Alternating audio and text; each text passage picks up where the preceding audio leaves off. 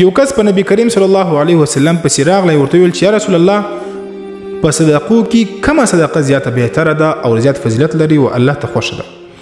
هسې خو هره صدقه هغه فضیلت لري او الله ته خوښه ده، اجر لري، خو لیکن تر ټولو زیات د فضیلت والا د ګټې والا صدقه کومه وده؟ نبی کریم صلی الله علیه وسلم ورته وفرمایل صدقه درته ښیم چې کومه افضله صدقه ده، خو لیکن قسم در کوم د دې خبرې ستا د قسم وي چې دغه خبره به دغه پیغام به مخته ضرور د سره شیر کوي، ضرور به د سره مخته رسوي دا پیغام. هغه دا ده چې کله الله رب العزت تا ته روغ صحت درکړی وي، بدن دی روغ وي او کته چیرې صدقه ورکې دغه فکر دی هم په زړه کې وي دی نه چې زه غریب سم او فقر او فاقې کې مبتلا نسم او دغسې امید دی هم وي، نو په دې وخت کې کته چیرې د الله په لاره کې صدقه وکې دغه صدقه تر ټولو زیاتو دغه چې دی صدقو چې دغه بهتره ده. یعنی یو انسان که چیرې بیمار راسي یو مصیبت ورته راسي هغه خو بیا خپله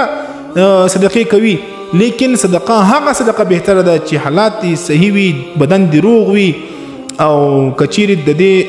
پیسې هم زیاتې نه وي در سره، کمې در سره وي، په دې وخت کې که ته چیرې د الله د رضا لپاره صدقه ورکې وایي دغه صدقه تر ټولو زیات افضله او تر ټولو زیاتو چې د اجر او د ثواب والا صدقه ده. دا پیغام ضرور د سره شیر کړئ مخته،